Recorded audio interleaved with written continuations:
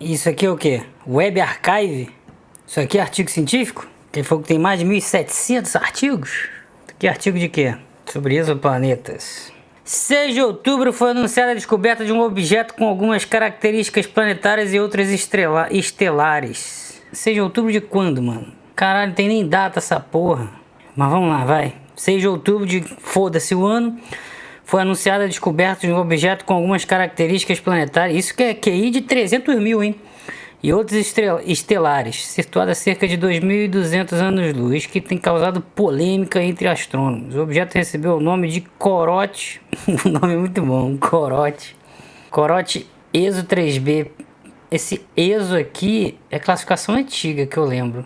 Mano, isso aqui, esse texto aqui deve ter alguns anos. Porque só de olhar isso daqui, Corote ESO 3b, isso aqui é classificação antiga.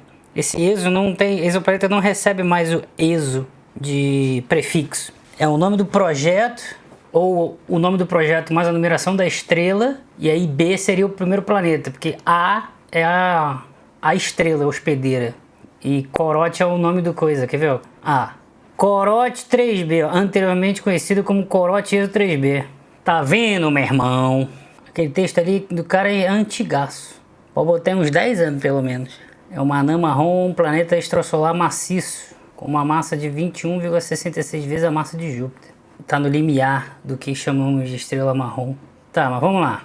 E os astrônomos estão com dificuldades para explicar algumas propriedades desse astro. Neste artigo, pretendo mostrar uma solução mais apropriada para calcular as propriedades físicas do referido astro, por meio do qual se consegue evitar as disparidades que resultaram dos procedimentos tradicionais. Os resultados publicados até o momento, que a gente não sabe quando, né? Foda-se o ano, sugere que o Corote ESO 3b teria cerca de 21,66 vezes a massa de Júpiter e densidade de 26,40 gramas por centímetro cúbico. Desvio padrão ali 3,64. Seu diâmetro alfálic, diâmetro médio é aproximadamente 1,285 vezes o Júpiter, ou 1,0057 vezes o diâmetro equatorial de Júpiter. Esta densidade implica vários problemas de difícil explicação. O primeiro é a constituição desse planeta. Os elementos mais densos conhecidos são ósmio, platina e irídio. Calma aí, deixa eu pegar o artigo original. Vamos ver se eu acho aqui. Provavelmente esse aqui, ó. Ah, 2008. Falei que essa porra era antiga? 6 de outubro. Tem que pesquisar, né? Tem que pesquisar, porque quando escreve mal desse jeito aqui, aí você é obrigado a ter que pesquisar as porra. Mas tá aqui agora o ano. 6 de outubro de 2008. Corote Space Mission. Ó, tem contexto. Beleza, agora pelo menos eu consigo fazer um fact-checking. Tá, vamos lá. O primeiro é a constituição desse planeta. Os elementos mais densos conhecidos são ósmio, platina e irídio com cerca de 22 gramas por centímetro cúbico. Se o planeta fosse constituído por uma substância com densidade 26 gramas por centímetro cúbico, mesmo sob altíssima pressão, seria algo desconhecido até o momento, já que entre a densidade do irídio e a densidade de uma anã branca típica, cerca de 1 milhão de gramas por centímetro cúbico, não há substâncias típicas com densidades intermediárias entre esses dois valores, embora possa surgir em situações atípicas ou degeneradas, como o núcleo do Sol, que chega a 150 gramas por centímetro cúbico, o que se torna impossível devido à intensa pressão e ao estado caótico do plasma no interior das estrelas. Mas nenhum planeta essa densidade seria muito difícil de explicar. Mano, mas que merda mal escrita, velho. Cadê a conta, velho? Embora a densidade do irídio esteja dentro do intervalo de incerteza da densidade aferida no planeta, não é razoável supor um planeta com tal constituição, especialmente um planeta gigante. Planetas jovianos geralmente são constituídos por mais de 90% de hidrogênio e hélio, apresentam densidade... Tá, isso aqui tudo é trivial. E mesmo, é justamente por isso que tem a classificação de anã marrom versus super Júpiters, a gente chama de Hot Júpiters. Não, é acima de Hot Júpiters. Tem os gigantes gasosos, que a gente chama de planetas, é pura classificação pela União Astronômica Internacional. Tem Júpiter, que são planetas gasosos, certo?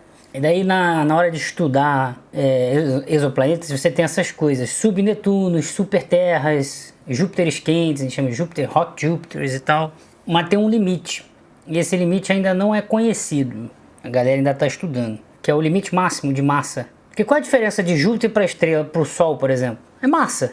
Massa. Se você aumentar a quantidade de massa ali, daqui a pouco você tem uma força tão grande que começa a ter reação de fusão nuclear, e é estrela, sacou?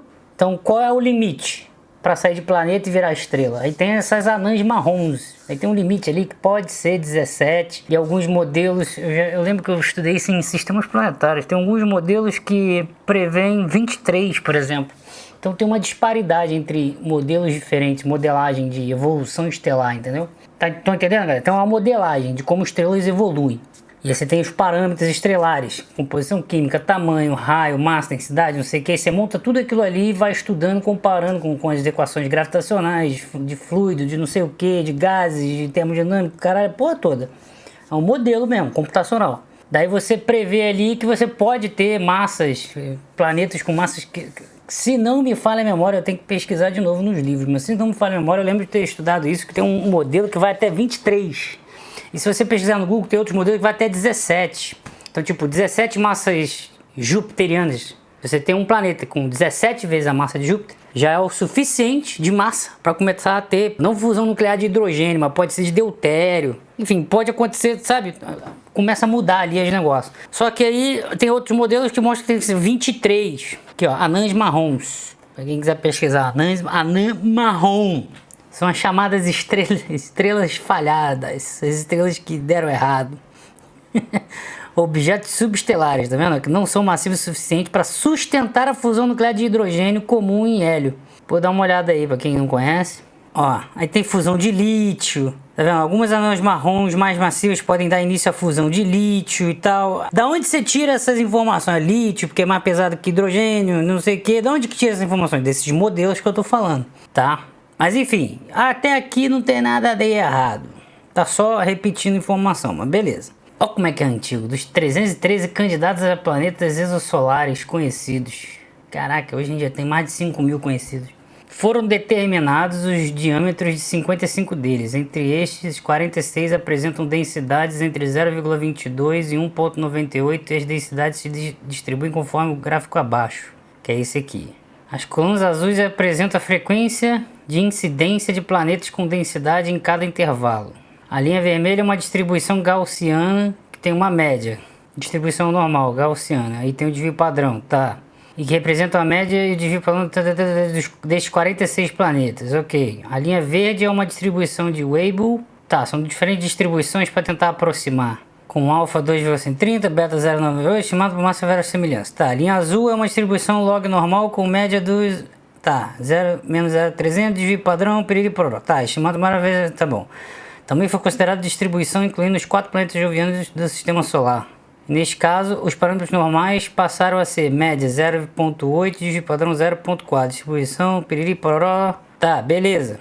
Até agora pegou os dados. Pegou os dados não, pegou densidade de 46 planetas e plotou para tentar encontrar algum padrão. Entre as alternativas testadas para representar os dados empíricos com os 50 planetas, inclusive do Sistema Solar, e com os 46 planetas, que seria 100 os 4, tá? A distribuição que se mostrou mais apropriada foi a log normal. Ser bastante aderente aos dados, ok. Por não ter necessidade de truncar em zero, principalmente por ter uma cauda densa direita, compatível com a distribuição empírica. Foram feitos testes de qualidade e ajuste com diversas distribuições, entre as quais... Tá, e aí tacou aqui uma porrada de formas de você... Tá, mas... Embora a distribuição de Rayleigh... Vamos lá. Tenha apresentado uma aderência, sua cauda é demasiado delgada... Tá só falando sobre qual é a melhor curva para aproximar ali, né? Qual é a melhor distribuição ali. Qual é o melhor fitting dos dados. Lembrando que os dados são densidades, né, de 46 planetas. Os estimadores robustos utilizados para determinação da tendência central, especialmente B-Wade de Tukey e onda de Andrews, que são os mais robustos, já que existem 9 valores extremos e com a amostra mais apropriada a ser utilizada é a escolhida outliers com densidade superior a 4 gramas por centímetro cúbico. Tá. Eu não estou entendendo por que ele está fazendo essa análise estatística aqui. A região que podemos chamar de densidade normal cobre um intervalo. Fora desses limites, temos 3 objetos de densidade em torno de 5, outros 3 com densidade em torno de 9, 2 com densidade em torno de 13. No sistema solar temos 4 planetas com densidade em torno de 5, que são todos telúricos, ou seja, com tamanho aproximado da Terra, que é 13 vezes menos massivo. Esses planetas solares são do tamanho aproximado de Júpiter, portanto é surpreendente que alguns tenham densidade acima de 3. Embora uma amostra com apenas 50 elementos seja pequena, elas me proporcionam uma ideia aproximada dos fatos. Caralho. Ele mesmo reconhece que só tem 50 planetas, mas num universo desse, né? Mas beleza, vai. Ela nos proporciona uma ideia aproximada das fases e com reamostragem como bootstrap. Tá. A média geométrica da densidade foi 0.764 e mostra muito próximo aos estimadores de Tukey para a tendência central, fato consistente. Tá. Pô, ele tá dando uma aula de estatística aqui, velho. Ele nunca escreveu um artigo científico, mano. É sobre astronomia ou é sobre... Enfim, seria necessário que dispuséssemos dos dados brutos sobre as medidas do diâmetro aparente da massa e da paralaxe para que pudéssemos determinar qual a distribuição mais apropriada para representar os erros naquelas medidas. Como estes dados não estão disponíveis, adotaremos a premissa de que a distribuição é gaussiana, conforme sugerem os autores do artigo que versa sobre as propriedades físicas orbitais de corote ISO 3b. É lendo isso aqui que eu percebo que a pessoa não sabe nada de astronomia. Sabe nada não, tô sendo exagerado. Enfim, calma aí, deixa eu só, para não tomar conclusões precipitadas, partindo desta premissa e considerando os fatos expostos até aqui, podemos determinar a densidade do planeta de modo que a probabilidade de o erro conjugado nas medidas da paralaxe, da massa e do diâmetro aparente seja igual à probabilidade de haver um planeta com densidade tão alta quanto tais medidas indicarem. A situação é semelhante à que já discutimos neste artigo, e repetiremos o exemplo mencionado naquele texto para ilustrar a seguinte situação. Cara, tá só falando de estatística aqui. Aí do nada muda de assunto. Desejamos saber se uma pessoa é portadora de uma determinada doença e para isso... Vou pular essa parte toda aqui de aula de estatística. Eu quero saber qual é o resultado. Podemos fazer uma média ponderada destes valores considerando... não, tá aqui. O mesmo se aplica a determinada... Há uma probabilidade P de existirem planetas com densidade acima de determinado valor. E existe uma probabilidade PRM aqui, de que o erro nos cálculos da paralaxe, do raio aparente e da massa serem uma certa quantidade menor do que o valor obtido. Cara, ele não faz a mínima ideia de como é que faz isso. É aqui que eu percebo. Ele não faz a mínima ideia. Já vou explicar o porquê. Assim, o valor mais provável para a densidade verdadeira... É isso que dá querer dizer... É tipo o JJ... polímata, sabe da porra toda, estuda várias áreas e profundidade zero, entendeu? Profundidade zero. Assim, o valor mais provável para a densidade verdadeira deve ser tal até aqui. Ciente disso, podemos realizar o cálculo de qual densidade seria mais próxima à correta, supondo uma distribuição de densidade logo normal, além de testarmos qual distribuição conforme segue. Podemos fazer uma média ponderada desses valores, considerando a probabilidade de ocorrência, piriri pororó, e aí ele chega aqui, ó, cerca de 9,10. Então, ele usou propriedades e argumentos estatísticos em cima de 50 planetas sobre qual seria a densidade provável de um exoplaneta que está com uma densidade muito alta. Enfim, deixa eu explicar logo isso daqui, que claramente está tá totalmente... Não é a estatística que está errada aqui, não é a estatística, é o fundamento, velho. É provar, olha só, vamos lá. É provável, já é a terceira vez que ele fala isso, é provável que a distribuição dos erros nas medidas de paralaxe, da massa e do diâmetro aparente não seja idealmente representada por uma gaussiana, de modo que o valor correto para a densidade pode ser...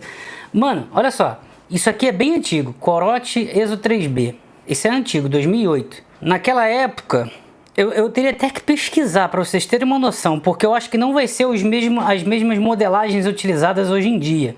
Deixa eu explicar o fundamento. O que a gente observa? A gente observa o brilho da estrela, a variação do brilho da estrela e o espectro dela. A partir disso, você mede temperatura efetiva, por exemplo. Já existe Corote em 2008. Temperatura efetiva é a temperatura de superfície de uma estrela. Do Sol, a gente não fala, 5.000 kelvins, arredondando aqui, vai. Temperatura efetiva é a temperatura de superfície, tá? Da camada mais externa ali, da fotosfera, para ser mais coisa. Mas enfim, que é a camada mais brilhante, né? E ela é mais interna do que a cromosfera. Eu já estou divagando, mas olha só, a gente observa o brilho. E desse brilho, a gente faz fotometria. Isso são as medidas práticas do negócio. Do brilho, a gente faz espectroscopia. Desses dados, por exemplo, na espectroscopia, observando linhas de cálcio, linhas de ferro, não sei o que, período polar, você tira a metalicidade. Quando você tira a metalicidade e você tira a temperatura efetiva, você pega esses dois numerozinhos e taca dentro de um modelo de evolução estelar. O mais moderno, tem um monte de variações, mas o mais moderno é o MESA. Apareceu um monte de mesa para comprar aqui. MESA Cold Stellar Evolution. Inclusive você pode utilizar em Python, tá? Aí esse aqui é o básico. Aí você pode ir aumentando ele. Tem vários módulos e tal. Tá aí, GitHub, para quem quiser pesquisar, tá? Eu não sei se o do corote, daquele ali como é antigo, usa o Mesa. Que isso aqui já é mais moderno, porque antigamente a galera fazia tudo em Fortran. E aí, hoje em dia, você tem códigos, aí a galera de TI vai me entender muito bem aqui. Hoje em dia você tem ainda, para precisão científica, você ainda tem esses códigos rodando em C, em Fortran, mas para ter uma linguagem de mais fácil uso, de mais alto nível, a galera utiliza Python, mas para essas coisas de científicas assim, é como se fosse uma camada externa em Python que conversa com o código em C ou em Fortran. Tá ligado? É programar em Python para o Python programar em Fortran ou C, ou acessar as bibliotecas mais bases, assim. Esses modelos é o que eu acabei de falar. Evolução estelar. Aí você pega uma caralhada de bagulho, assim, das leis de Newton, de termodinâmica, não sei o que, e as equações de estado que fala, tá ligado? As equações de estado, volume, temperatura, energia interna, qual tipo de gás, não sei o que e tal. Aí você tem todo um modelo. Aí dentro desse modelo você roda o código e taca lá: achei essa temperatura efetiva para essa estrela e essa metalicidade. Quando você taca lá, roda o código cospe para você os resultados. Aí quais são esses resultados que ele cospe? Ó, você pode ter uma densidade dessa, você pode ter uma massa dessa aqui. Essa estrela, ela é do tipo, sei lá, gigante. Isso eu tô falando para estrela. Aí você acha a massa da estrela, a densidade da estrela, tudo baseado naquele modelo que você rodou. A densidade da estrela, a massa da estrela, raio, diâmetro, o que você quiser. Tudo inferido num código que você tacou alguns inputs ali de temperatura efetiva e metalicidade, por exemplo. Beleza? Show? Show. O que você tem? Você tem inferido os dados de uma estrela. A gente está falando de um exoplaneta. Eu estou falando da estrela ainda. Achou esses dados da estrela? Agora você vai pegar um outro modelo ou um módulo. O James Webb tem outros, inclusive, que eu já pesquisei isso, mas não é exatamente o Mesa. Mas enfim, aí você vai pegar um módulo ou um outro modelo, é um outro código. Mas isso aí já dá para fazer no papel de forma analítica, se você quiser. E aí você vai dizer o seguinte: ó, tem a variação do brilho, que é o trânsito, que é o planeta passando na frente da estrela, causa uma variação de brilho. E aí tem que ser de forma periódica e de um jeito bem específico para poder ser um planeta. Porque pode ser outras coisas. Já para pensar nisso? Pode ser um sistema binário. E aí? Uma estrela girando em torno da outra? Uma estrela girando em torno da outra vai ter momentos onde o brilho vai aumentar e o brilho vai diminuir. Quando está em eclipse, em linha divisada com o telescópio. Como é que você vai saber se é uma estrela ou um planeta que está no sistema ali? Tem maneiras de identificar. Mas enfim, aí você vai calcular ali o período. Conforme eu já fiz vídeo disso, inclusive, ensinando a fazer isso em Python. Mas enfim, você vai calcular ali com base no período em que acontece, dias mesmo. Dias. Hoje. De madrugada aqui, 18 de agosto, 1 da manhã. Vou pegar meu telescópio, vou apontar para a estrela lá e vou calcular hoje, amanhã, depois, não sei o que. E vou ver ao longo do tempo quantas vezes esse brilho diminui e aumenta. Aí vai ter um período. De 5 em 5 dias o brilho cai e aumenta. E aí eu tenho aqueles dados que eu joguei lá no modelo. E aí eu inferi qual é a massa, qual é o... né? Que eu acabei de falar tudo. Daí eu vou fazer o quê? Vou calcular com base na massa dessa estrela, com base no tamanho dela. Eu vou calcular como que seria o exoplaneta com base nos dados que eu já inferi, que vem do modelo. Porque aí você tem a órbita kepleriana, por exemplo. Aí você vai ter as equações de Newton. Planeta girando em torno da estrela. Então você tem o problema de dois corpos. E aí você sabendo a massa de um, a órbita e tudo mais, você faz tudo para o outro. Você tem as 3 leis de Kepler, confirmadas por Newton, etc e tal. E aí você chega na massa do planeta, densidade do planeta, essas coisas todas. Eu tô falando isso tudo para vocês verem que a quantidade de coisa ali que está sendo inferida vindo de um modelo que vem de... O que está medindo é brilho. O que está medindo é brilho. Tudo isso que eu falei, a gente volta aqui novamente. Seria necessário que dispuséssemos dos dados brutos sobre as medidas do diâmetro aparente, da massa e da paralaxe, para que pudéssemos determinar qual a distribuição mais apropriada para representar os erros naquelas medidas.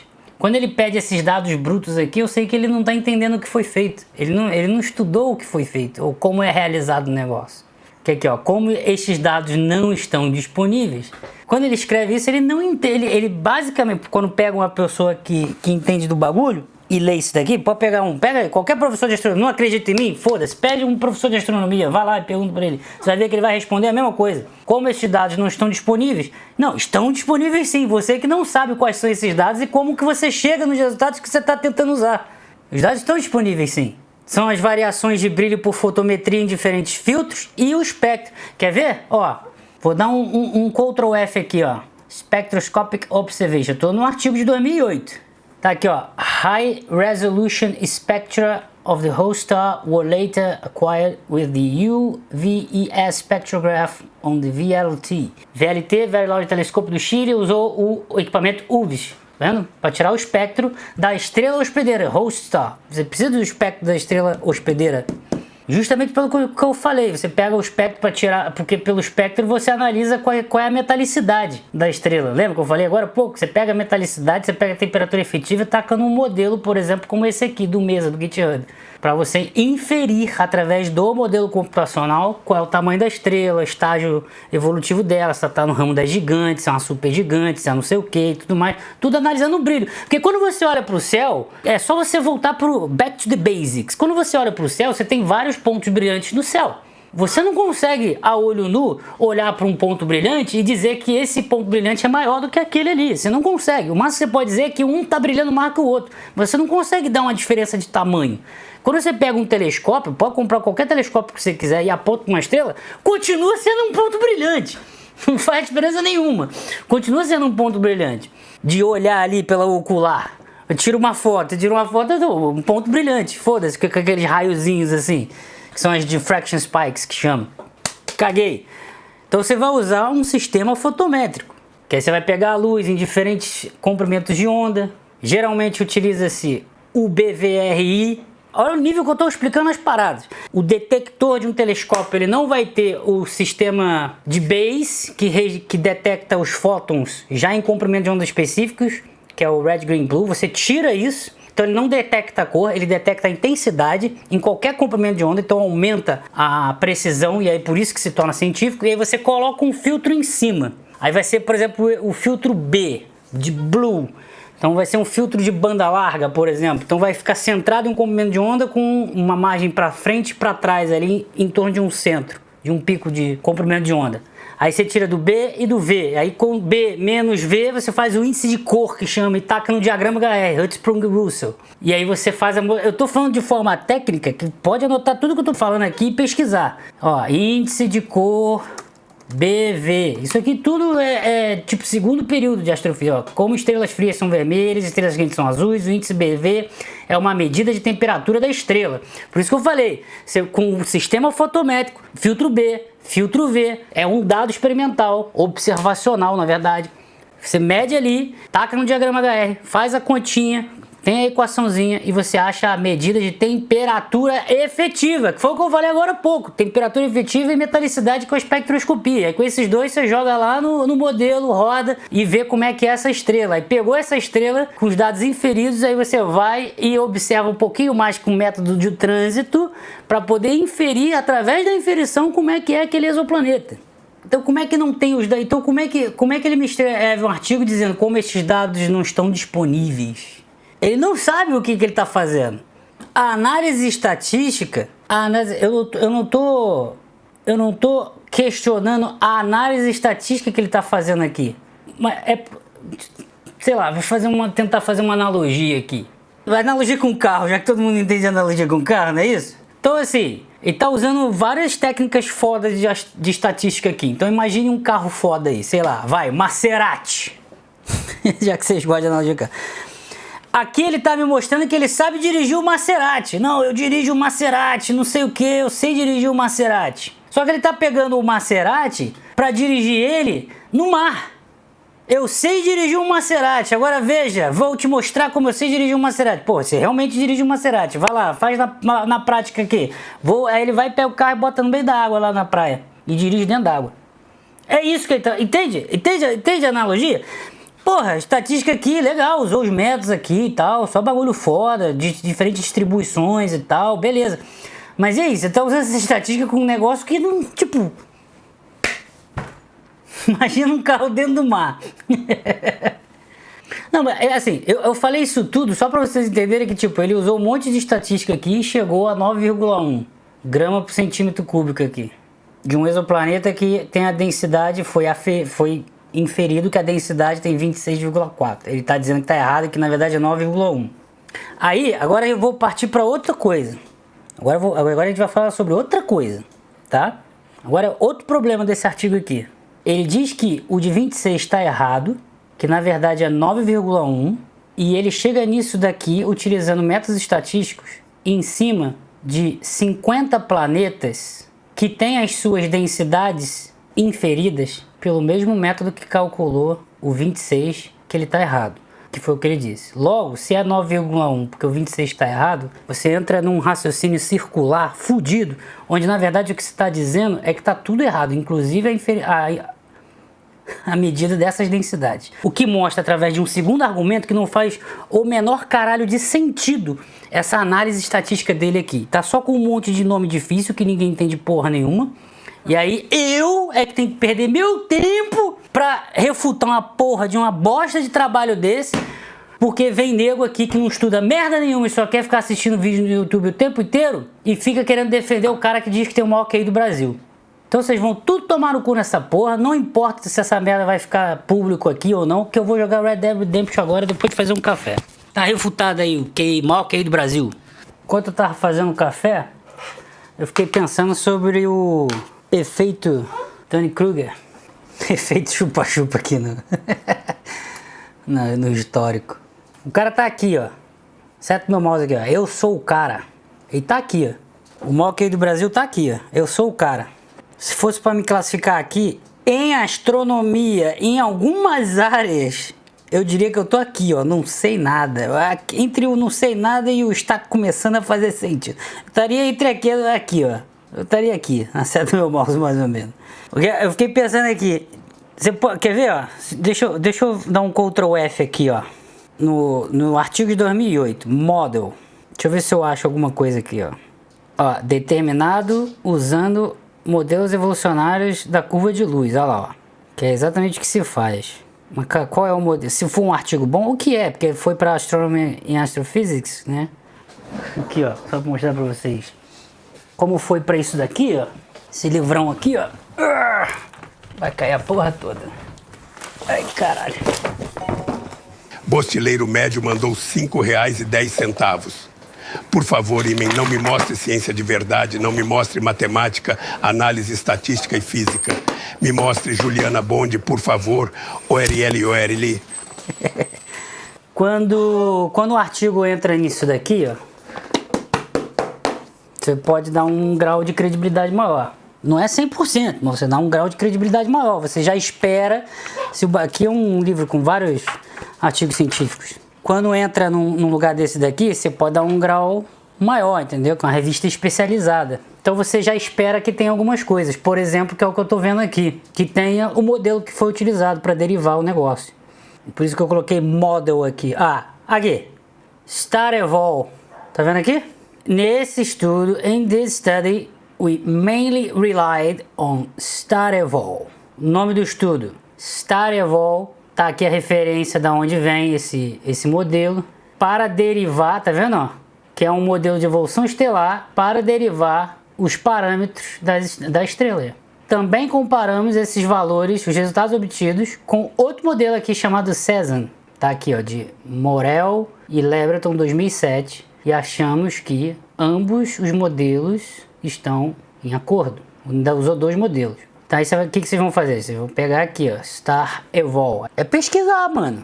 Ó, aqui, ó, esse Star Evol é uma parada antiga, cara. Tenho certeza que não é em Python. Porque o Python é uma coisa relativamente nova.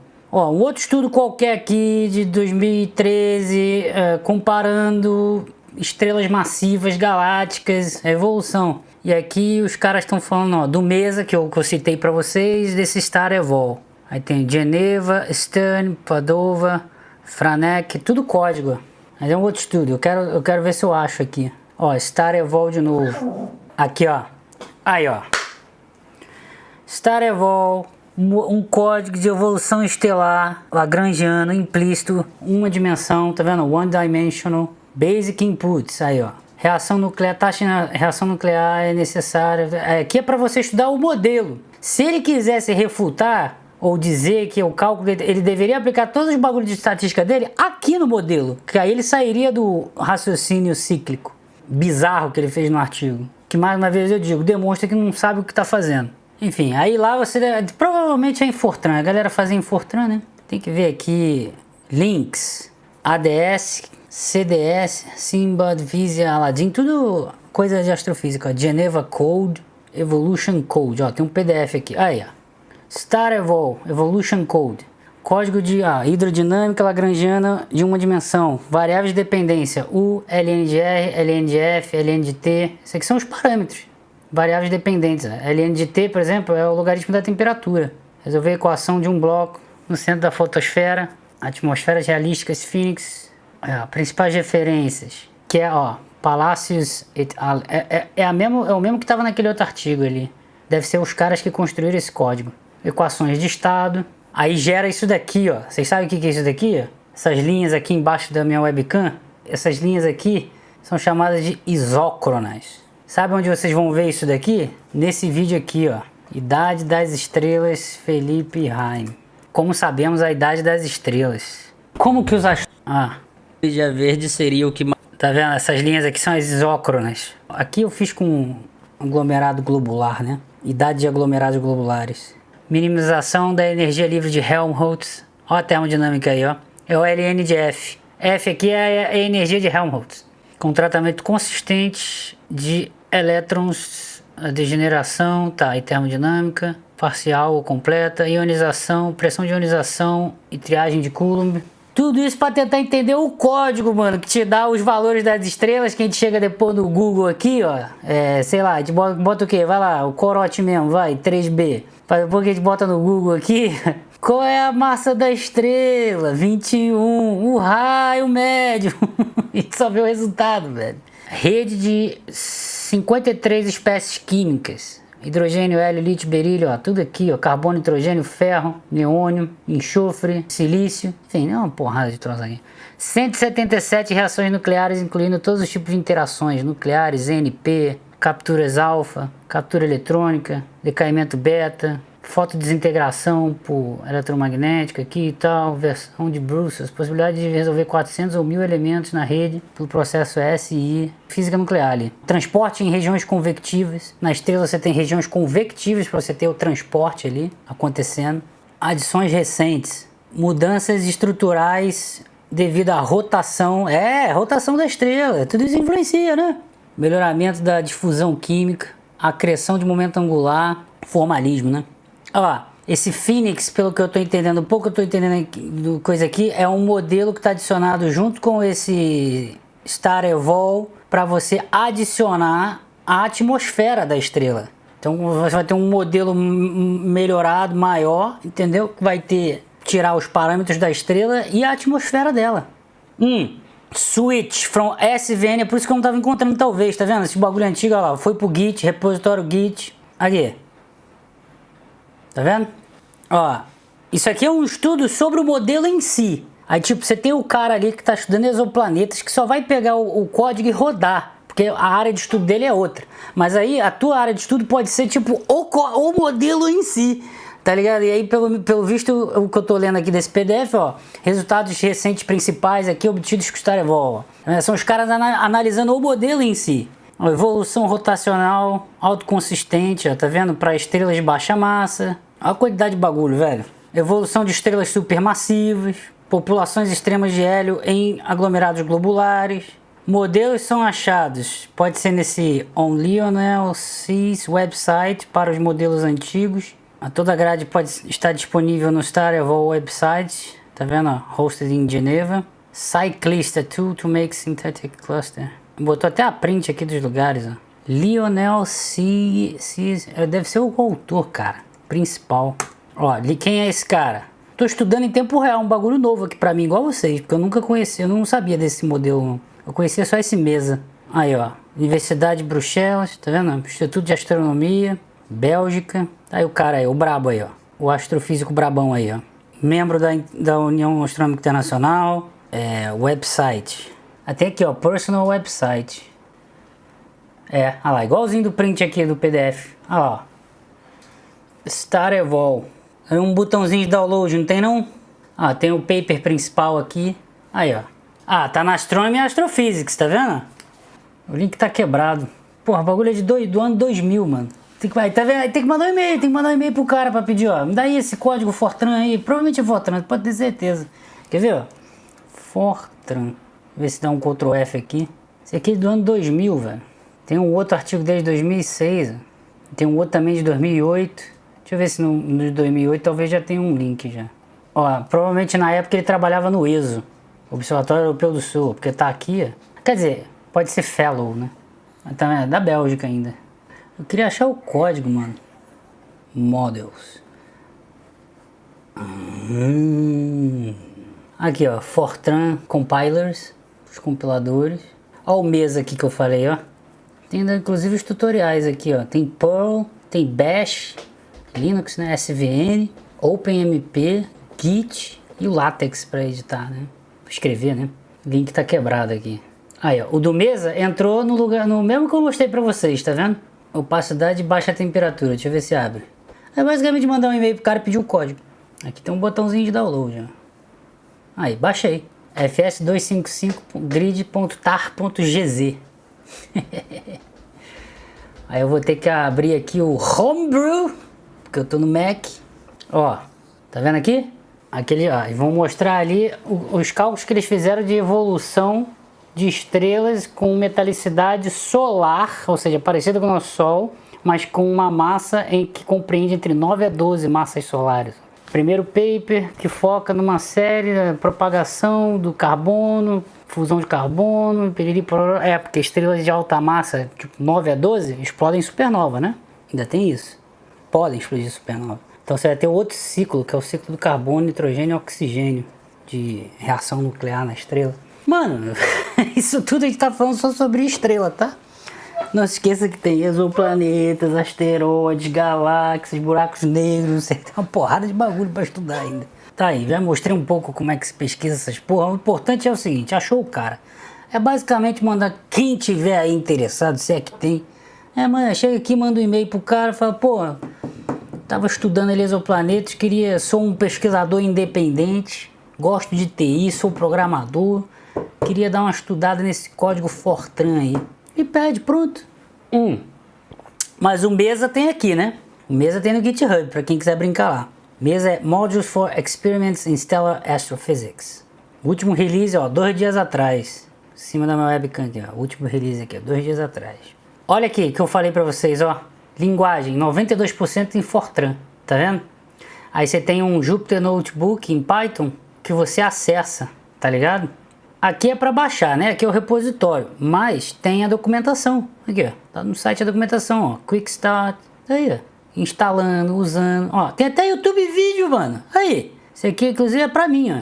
Ó, 3 anos atrás. 33 minutos. Yeah, here it's does it? Yeah. No Mac. 30 vídeos em 33 minutos pra me instalar aqui o Mesa no Mac. Aí, com tutorial, com vídeo e tudo. 23 likes. Hello everyone, welcome back to the Mesa. O bloco aí do Brasil, se você quiser refutar do jeito que você fez lá para corrigir a densidade lá do exoplaneta, tá aqui, ó. Pega esses modelos aqui, esses códigos e refuta isso aqui, ó. É isso aqui que você tem que refutar. Tô até te ajudando. O que você tem que refutar aqui, ó, corrigir, melhorar, aprimorar, chame como quiser. Isso aqui depois eu vou botar no Mac aqui, que isso aqui faz parte do projeto futuro, né? Que eu quero comprar o telescópio, vou comprar o RC8, vou comprar o AM5, vou comprar a porra toda, viado. Quase 100 mil reais nessa porra, tem que juntar. Conjunto de filtros e tal. Não, porque aí eu tiro, faço fotometria de estrela, pego os dados, jogo aqui, rodo aqui e tal, no Mesa. Entendeu? Mano, é que tem que ter dinheiro, mas assim, mas não é muito, é isso que eu tô falando. Não é nada insano de milhão. É possível com alguma grana você fazer contribuição, mano. Eu queria fazer isso de forma independente, com live e os caralho. Dá pra descobrir o planeta, cara, sabia? Pega umas estrelas aí, que os telescópios profissionais estão tudo preocupados com coisa mais porque é bem concorrido, né? Então a gente com o próprio observatório, eu vou apontar para aquela estrela ali, vou tentar detectar. Se eu encontro uma coisa legal ali, eu posso fazer um report, sabia? Isso existe, cara, na astronomia amadora. Fala, caralho, meu irmão, usei e aí eles podem ter certeza que se chegar lá, ó, rodei a análise do MESA, tá aqui o conjunto de filtros que eu usei e tal, não sei o que, se mostrar pros caras, falar, ó, eu acho que tem um exoplaneta ali, tá aqui tudo que eu fiz com as coisas amadoras que eu tenho, tu pode ter certeza que os caras chegam e dão uma estudada e falam, meu irmão, vou apontar o Hubble, vou apontar o James Webb, e aí tu ganha o nome ainda no artigo científico. É exatamente o que o Paulo Cacela faz, exatamente. É exatamente o que ele faz. E ele tem o nome em artigos científicos. Os caras botam o nome dele nos artigos. Primeiro pague seus impostos. Título do Refutando o maior QI do Brasil. Tem que botar essas porra mesmo, é assim que dá view mesmo, essa merda. Se inscreve no canal, porque tá na hora de ganhar dinheiro em cima da pseudociência. Cansei dessa merda. Vamos ganhar dinheiro nessa porra. Se inscreve no canal aí.